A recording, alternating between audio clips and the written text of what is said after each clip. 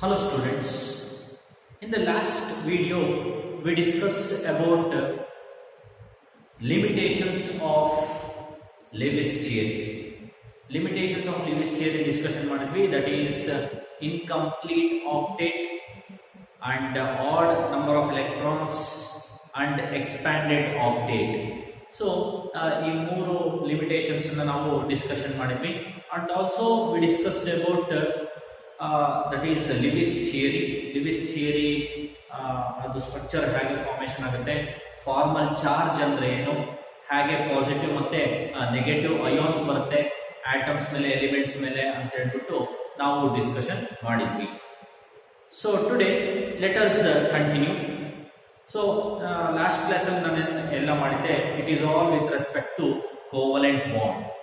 Today let us discuss about ionic bond. Ionic bond.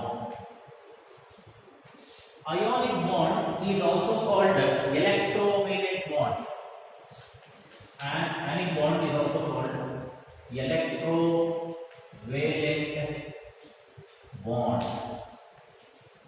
Electrovalent bond ಅಂತ ಹೇಳಿ ಕರೀತೀವಿ. So how ionic bonds are formed? Ionic bonds are formed between two oppositely charged ions. Ionic bond ಯಾವಾಗ formation ಆಗುತ್ತೆ ಅಂದ್ರೆ ಎರಡು oppositely charged species ಹತ್ರ ಬಂದಾಗ with electrostatic force of attraction. ಎಂತ attraction? Electrostatic force of attraction ಇಂದ ಹತ್ರ ಬಂದಾಗ ಅಲ್ಲಿ ಅಯಾನಿಕ್ ಬಾಂಡ್ ಫಾರ್ಮೇಶನ್ ಆಗುತ್ತೆ. Right, take for example NaCl.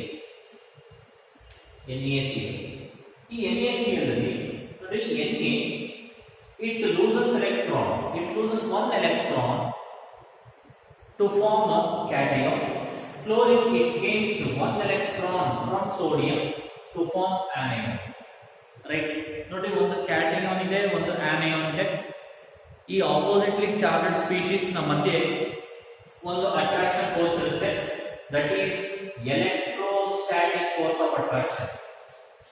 electrostatic force, right? ಅದಕ್ಕೆ ನಾವು electrostatic force of attraction ಅಂತ ಕರಿತೀವಿ. ಆ ಒಂದು ಅಟ್ರಾಕ್ಷನ್ ಬಂದಾಗ ಅಲ್ಲಿ ಏನಾಗುತ್ತೆ, ಅಯಾನಿಕ್ ಬಾಂಡ್ ಫಾರ್ಮೇಶನ್ ಆಗುತ್ತೆ. ರೈಟ್, ಒಂದು ಪಾಸಿಟಿವ್ಲಿ ಚಾರ್ಜ್ಡ್, ಒಂದು negatively charged, between oppositely charged species ನ ಮಧ್ಯೆ. ಇದಕ್ಕೆ ನಾವು ಇನ್ನೊಂದು ಡೆಫಿನೇಷನ್ ಹೇಳೋದಾದ್ರೆ, the bond which is formed due to transfer of electrons. Right, transfer of electrons ಇಲ್ಲಿ ಟ್ರಾನ್ಸ್ಫರ್ ಆಗ್ತದೆ. ಎಲ್ಲಿಂದ? ಸೋಡಿಯಂ ಇಂದ ಕ್ಲೋರಿನ್ ಗೆ ಟ್ರಾನ್ಸ್ಫರ್ ಆಗ್ತದೆ ನೋಡಿ ಎಲೆಕ್ಟ್ರಾನ್ಸ್. ಈ ಒಂದು ಟ್ರಾನ್ಸ್ಫರ್ ಗೆ ನಾವು ಏನಂತ ಕರಿತೀವಿ, ಅಯಾನಿಕ್ ಬಾಂಡ್ ಅಂತ ಕರಿತೀವಿ. ಸೊ ಸೋಡಿಯಂ ಇಂದ ಕ್ಲೋರಿನ್ ಗೆ ಎಲೆಕ್ಟ್ರಾನ್ ಟ್ರಾನ್ಸ್ಫರ್ ಆಗುತ್ತೆ and it forms a bond, that is called ionic bond or electrovalent bond. Here two different energies it plays a very important role. ಎರಡು ಇಂಪಾರ್ಟೆಂಟ್ ಎನರ್ಜೀಸ್ ಇಲ್ಲಿ role ಅನ್ನ play ಮಾಡುತ್ತೆ. First energy ನೋಡಿ, so let us take in general metal ಅಂತ ತಗೊಂಡ್ರೆ, ಒಂದು gaseous metal atom ಇದೆ. ಈ ಮೆಟಲ್ ಇಂದ ನೋಡ್ರಿ ಒಂದು ಎಲೆಕ್ಟ್ರಾನ್ ಏನಾಗ್ತಾ ಇದೆ, ರಿಮೂವ್ ಆಗ್ತಾ ಇದೆ.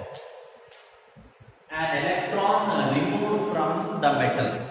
ನೋಡ್ರಿ, ಒಂದು ಎಲೆಕ್ಟ್ರಾನ್ ರಿಮೂವ್ ಮಾಡ್ಬೇಕಂದ್ರೆ ಇಟ್ ರಿಕ್ವೈರ್ಸ್ ಎನ್ ಎನರ್ಜಿ. ಆ ಎನರ್ಜಿಗೆ ಏನಂತ ಕರಿತೀವಿ ನಾವು?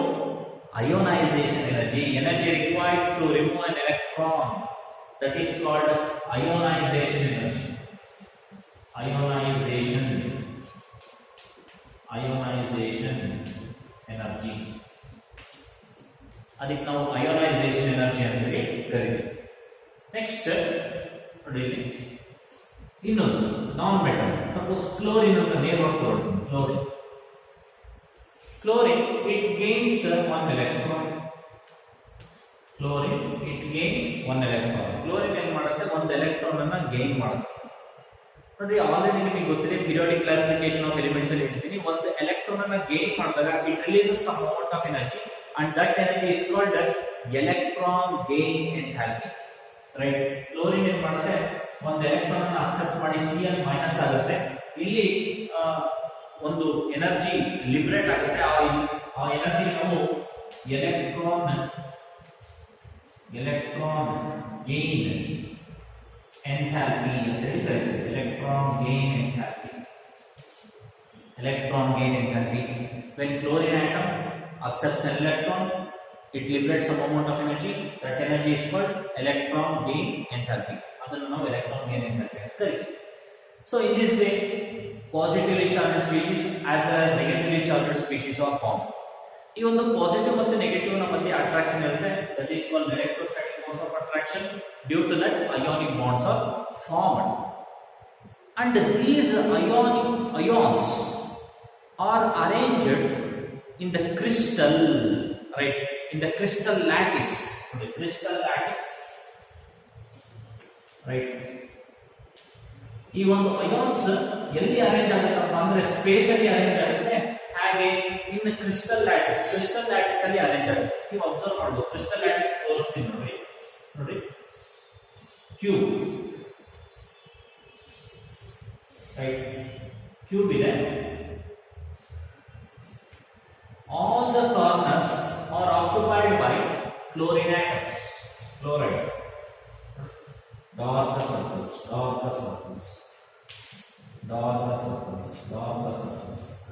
ಇದೆಲ್ಲ ಏನಂದ್ರೆ chlorine, right?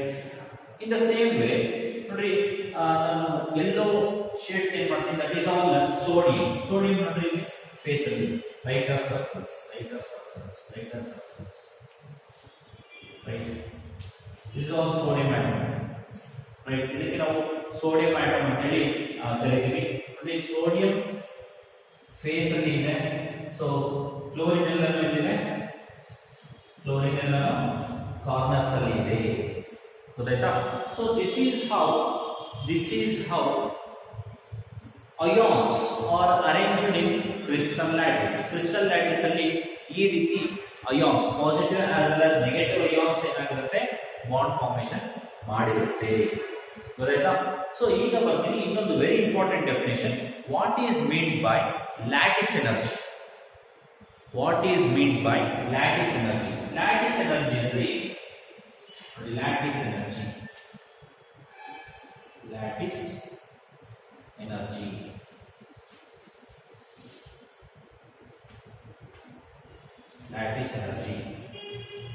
Okay, listen. Energy required to break the ionic bond, to break 1 mole of ionic bond, right? Energy required to break 1 mole of ionic bond. 1 mole of ionic bond. ಅದಕ್ಕೆ ನಾವು ಏನಂತ ಕರಿತೀವಿ, ಲ್ಯಾಟಿಸ್ ಎನರ್ಜಿ. ಅಂದ್ರೆ ಈ ಒಂದು ionic bond Na+Cl- ನ ಮಧ್ಯೆ ಏನು ಅಯಾನಿಕ್ ಬಾಂಡ್ ಇರುತ್ತೆ, ಆ ಒಂದು ಬಾಂಡ್ ಅನ್ನ ಬ್ರೇಕ್ ಮಾಡೋದಕ್ಕೆ ಎಷ್ಟು ಅಮೌಂಟ್ ಆಫ್ ಎನರ್ಜಿ ಬೇಕು ಅದನ್ನ ನಾವು ಲ್ಯಾಟಿಸ್ ಎನರ್ಜಿ ಅಂತ ಕರಿತೀವಿ. ಯಾಕೆ ಲ್ಯಾಟಿಸ್ ಎನರ್ಜಿ ಅಂತ ಕರಿತೀವಿ ಅಂದ್ರೆ those ions are arranged in crystal lattice. So ಆ ಕ್ರಿಸ್ಟಲ್ ನ ನಾವು ಸಪರೇಟ್ ಮಾಡಬೇಕು.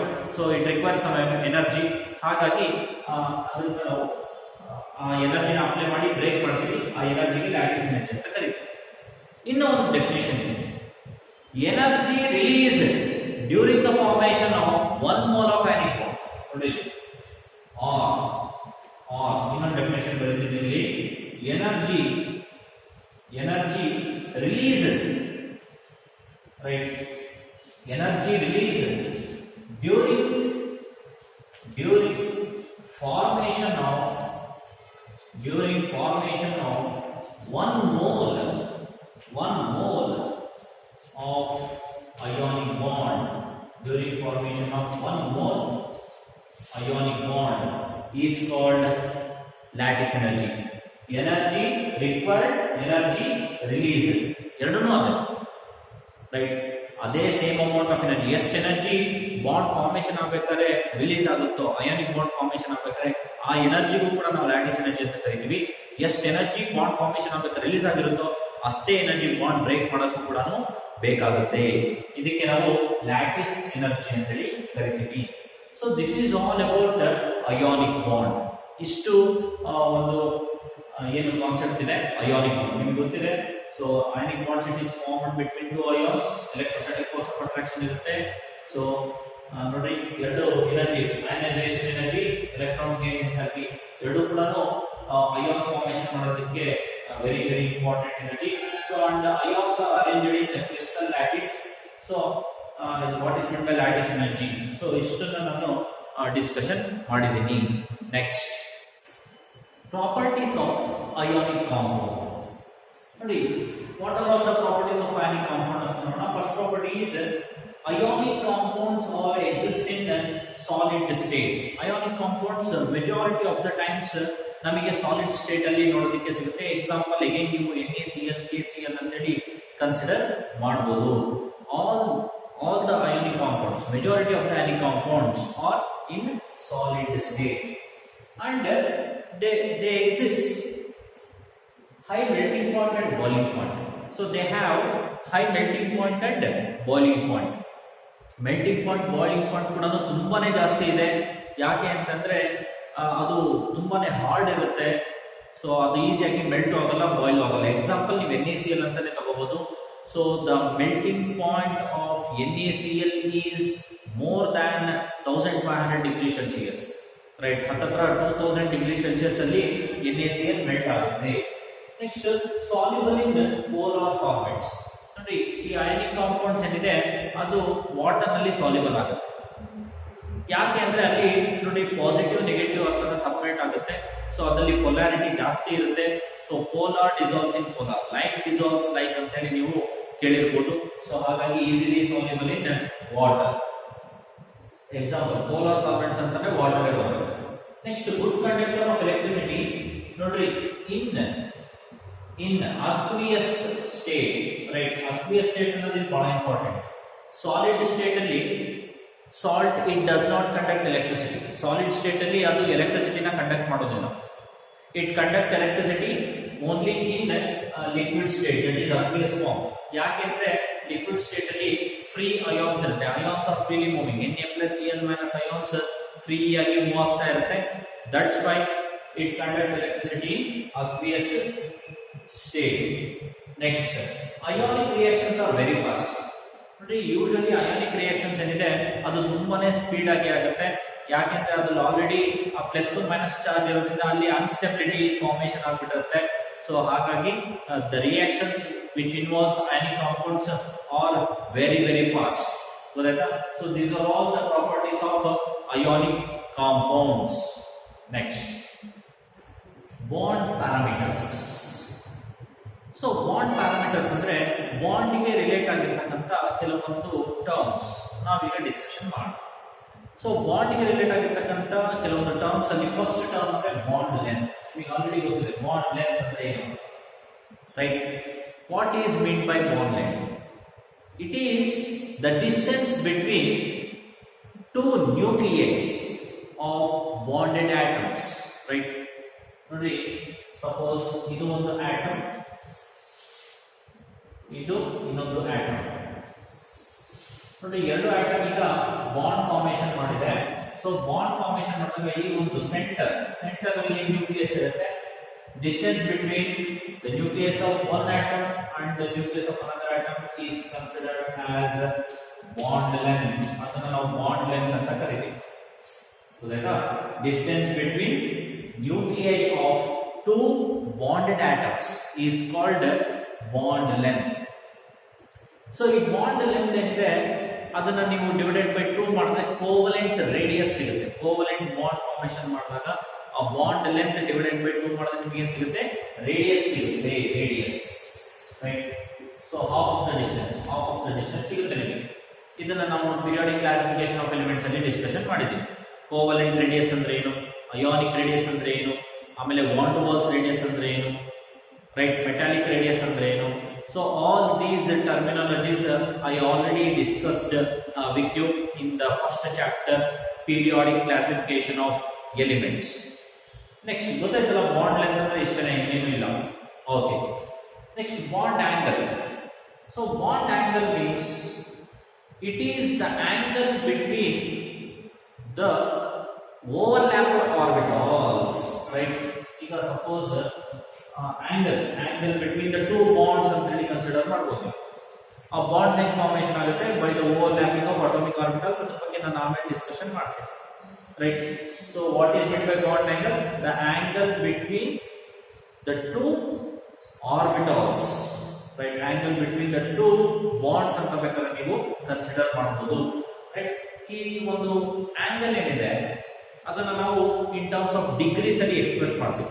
90 ಡಿಗ್ರಿ, 40 ಡಿಗ್ರಿ, 100 ಡಿಗ್ರಿ, 120 ಡಿಗ್ರಿ ನಿಮಗೆ ಗೊತ್ತಿರುತ್ತೆ.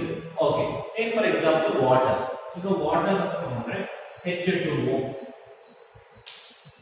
ಇದರಲ್ಲಿ angle between these two bonds is 104.5 degree. ಇದು ಒಂದು ಎಕ್ಸಾಂಪಲ್, ಗೊತ್ತಾಯ್ತಾ? ಸೊ ಬಾಂಡ್ ಆಂಗಲ್ ಎಷ್ಟಿದೆ H2O ನಲ್ಲಿ 104.5 ಡಿಗ್ರಿ. ಇನ್ನೊಂದು ಎಕ್ಸಾಂಪಲ್ ಅಂತಂದ್ರೆ that is boron trifluoride. Trigonal shape ಇರುತ್ತೆ. Boron trifluoride F. ಇಲ್ಲಿ ಬಾಂಡ್ ಆಂಗಲ್ ಇಸ್ 120 ಡಿಗ್ರಿ. ಗೊತ್ತಾಯ್ತಾ? So this is all about bond length and bond angle. Next, bond enthalpy. What is meant by bond enthalpy? Energy required to break one mole of bond is called bond enthalpy. I repeat the definition. You take down the definition. The energy required to break one mole of bond is called bond enthalpy. ಈಗ suppose hydrogen molecule ಇದೆ H2. ಈ bond ಅನ್ನು ನಾನು ಏನು ಮಾಡಬೇಕು? Break ಮಾಡಬೇಕು. ಈ bond ಅನ್ನು ಬ್ರೇಕ್ ಮಾಡಬೇಕಂದ್ರೆ ನನಗೆ ಸಮ್ ಅಮೌಂಟ್ ಆಫ್ ಎನರ್ಜಿ ಬೇಕು. I have to use some amount of energy. So ನಾನೇನು ಮಾಡ್ತೀನಿ? ಆ ಎನರ್ಜಿನ ಯೂಸ್ ಮಾಡಿ ಬಾಂಡ್ ಅನ್ನ ಬ್ರೇಕ್ ಮಾಡ್ತೀನಿ. ಆ ಎನರ್ಜಿಗೆ ನಾನು ಅಂತ ಕರಿತೀವಿ ಬಾಂಡ್ ಎಂಥಾಲ್ಪಿ ಅಂತ ಕರಿತೀವಿ. So energy required to break one mole of bond is called bond enthalpy. ಈ ಬಾಂಡ್ ಎಂಥಾಲ್ಪಿನಲ್ಲಿ ಸೋ ಮೆನಿ ಫ್ಯಾಕ್ಟರ್ಸ್ ಬರುತ್ತೆ. ಏನ್ ಸರ್ ಅದೆಲ್ಲ ಫ್ಯಾಕ್ಟರ್ಸ್? ನೋಡ್ರಿ, if the number of bonds increases between the two atoms then bond enthalpy increases. ಈಗ suppose ನೋಡಿ, carbon ಮತ್ತೆ single bond ಇದೆ, ಕಾರ್ಬನ್ ಮತ್ತೆ ಡಬಲ್ ಬಾಂಡ್ ಇದೆ, ಕಾರ್ಬನ್ ಮತ್ತೆ ಟ್ರಿಪಲ್ ಬಾಂಡ್ ಇದೆ ಅಂತ. ಸೊ ಇಲ್ಲಿ easy to break the bond, easy to break, ಈಸಿಯಾಗಿ ಬ್ರೇಕ್ ಮಾಡಬಹುದು. ಇಲ್ಲಿ difficult to break the bond, ಇಲ್ಲಿ ಸ್ವಲ್ಪ ಡಿಫಿಕಲ್ಟ್ ಆಗುತ್ತೆ, ಡಿಫಿಕಲ್ಟ್ ಟು ಬ್ರೇಕ್. ಯಾಕೆ ಸರ್ ಇಲ್ಲಿ ಡಿಫಿಕಲ್ಟ್? ನೋಡ್ರಿ, ಇಲ್ಲಿ ಬರೀ ಒಂದೇ ಬಾಂಡ್ ಇರೋದು, ಈಸಿಯಾಗಿ ಬ್ರೇಕ್ ಮಾಡಬಹುದು. ಇಲ್ಲಿ ಎರಡು ಬಾಂಡ್ ಇದೆ, ವೆರಿ ಡಿಫಿಕಲ್ಟ್. ಇಲ್ಲಿ ಯಾಕೆ ಅಂತಂದ್ರೆ ಎರಡು ಬಾಂಡ್, ನಂಬರ್ ಆಫ್ ಬಾಂಡ್ಸ್ ಜಾಸ್ತಿ ಆದಷ್ಟು ಜಾಸ್ತಿ ಎನರ್ಜಿ ಬೇಕು. ಈಗ ನಿಮಗೆ ಒಂದು ಕಟ್ಟಿ ಕೊಟ್ಟರೆ ಈಸಿಯಾಗಿ ಒಂದೇ ಸತಿ ಎರಡು ಕಟ್ಟಿ ಮುರಿದ್ರೆ ಸ್ವಲ್ಪ ಎನರ್ಜಿ ಜಾಸ್ತಿ ಹಾಕಬೇಕಾಗುತ್ತೆ ನೀವು. So more energy required to break the bonds. ಇಲ್ಲಿ ನೋಡ್ರಿ, ಟ್ರಿಪಲ್ ಬಾಂಡ್, ವೆರಿ ಡಿಫಿಕಲ್ಟ್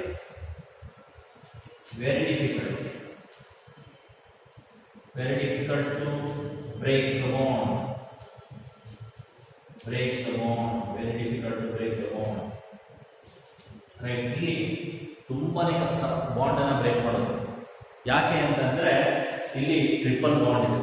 ಅಂದ್ರೆ as the number of bonds increases, bond enthalpy also increases. ಇನ್ನೊಂದು ಫ್ಯಾಕ್ಟರ್ ಬರುತ್ತೆ, bond length. More the bond length, lesser the bond energy. Bond length is inversely proportional to bond enthalpy. Right? Bond length increase ಆದರೆ bond enthalpy ಅಥವಾ bond energy ಏನಾಗುತ್ತೆ? ಕಡಿಮೆ ಆಗುತ್ತೆ. ಗೊತ್ತಾಯ್ತಾ? ಅಂದ್ರೆ ಜಾಸ್ತಿ ಲೆಂತಿ ಇದ್ದಷ್ಟು ಬಾಂಡ್ ಈಸಿಯಾಗಿ ನಾವೇನ್ ಮಾಡ್ಬೋದು? ಅದನ್ನ ಬ್ರೇಕ್ ಮಾಡಬಹುದು. ಗೊತ್ತಾಯ್ತಾ? And in case of polyatomic molecules,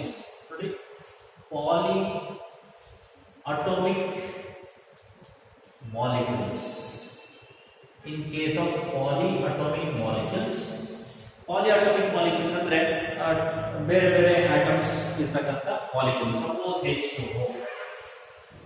H2O ಇದರಲ್ಲಿ ನೋಡಿ, ಒಂದೊಂದು ಬಾಂಡ್ ಅನ್ನ ರಿಮೂವ್ ಮಾಡಕ್ಕೆ ಒಂದೊಂದು ಎನರ್ಜಿ ಬೇಕು.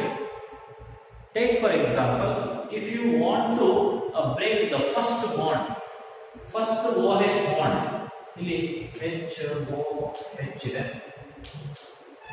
If you want to break like this HOH bond, ಈ ಒಂದು OH ಬಾಂಡ್ ಅನ್ನು ನೀವು ಬ್ರೇಕ್ ಮಾಡಬೇಕು ಇನಿಷಿಯಲ್ ಸ್ಟೇಜ್ ಅಲ್ಲಿ H2O ಇಂದ ಅಂತಂದ್ರೆ it requires 502 kilojoule per mole. ಇದಕ್ಕೆ ಎಷ್ಟು ಎನರ್ಜಿ ಬೇಕು?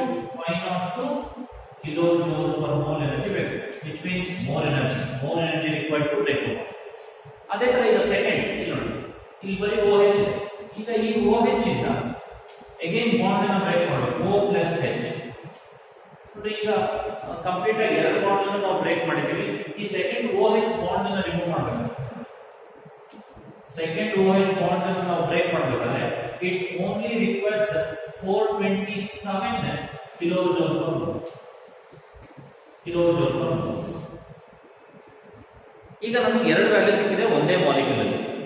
ಒಂದೇ ಮಾಲಿಕ್ಯೂಲ್ ನಲ್ಲಿ ಎರಡು ವ್ಯಾಲ್ಯೂ ಸಿಕ್ಕಿದಾಗ we have to take the average of those two values, right? ಆ ಎರಡು ವ್ಯಾಲ್ಯೂಸ್ ನಮಗೆ ಏನು ಸಿಕ್ಕಿರುತ್ತೆ, ಆ ಎರಡು ವ್ಯಾಲ್ಯೂಸ್ ಅನ್ನು ನಾವೇನ್ ಮಾಡಬೇಕು, ಆವರೇಜ್ ತಗೋಬೇಕು. ಈಗ ನೋಡಿ, ಸೊ ಈಗ ಟೋಟಲ್ ಬಾಂಡ್ ಎಂಥಾಲ್ಪಿ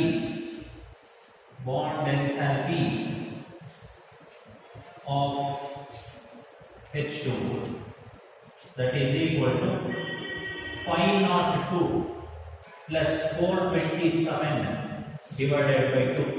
ನಿಮಗೆ approximate 464.5 kilojoule per mole value ಇದೆ. 464.5 kilojoule per mole. So ಇಷ್ಟು ಕಾನ್ಸೆಪ್ಟ್ ಅಂದ್ರೆ it is related to bond enthalpy.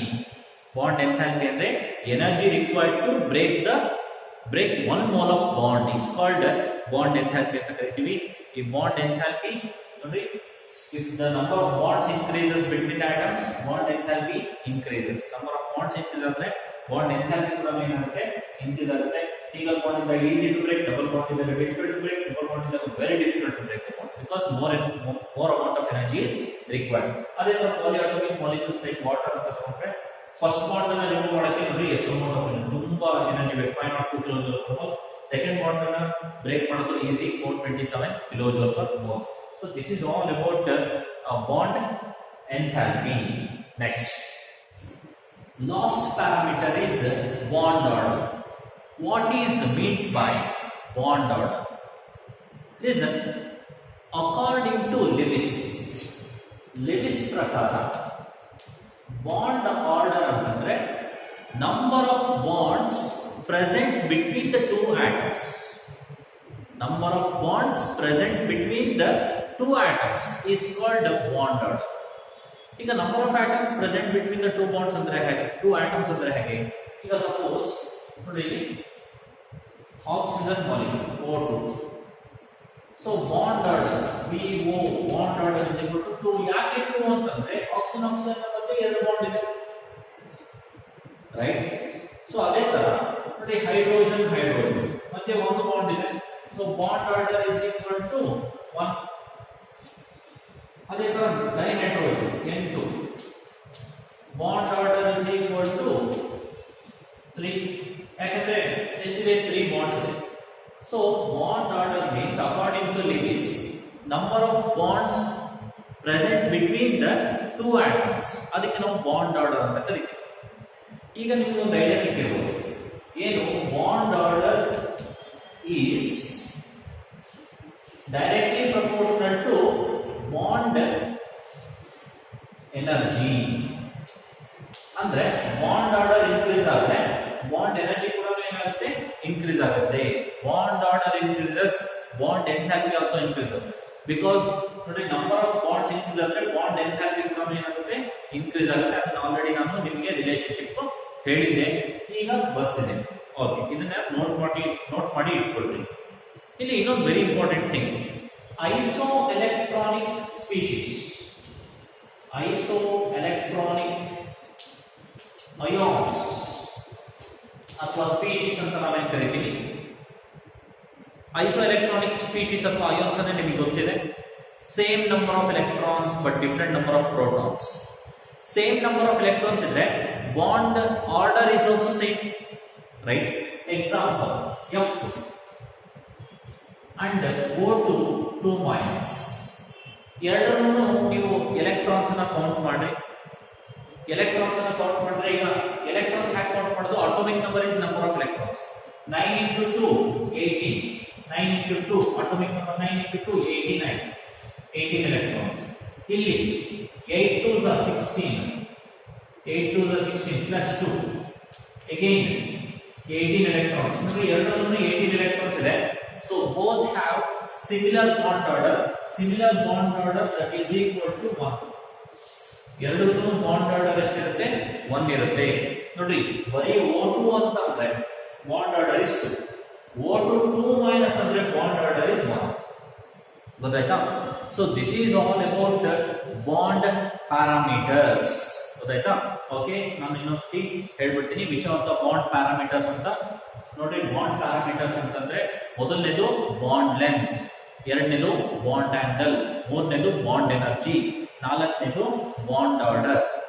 ಇನ್ನೊಂದು ರೆಸೊನೆನ್ಸ್ ಸ್ಟ್ರಕ್ಚರ್ ಅಂತ ಬರುತ್ತೆ, ಅದನ್ನ ನಾವು ನೆಕ್ಸ್ಟ್ ಕ್ಲಾಸ್ ಅಲ್ಲಿ ಡಿಸ್ಕಷನ್ ಮಾಡೋಣ. ಗೊತ್ತಾಯ್ತಾ? So this is all about today's class.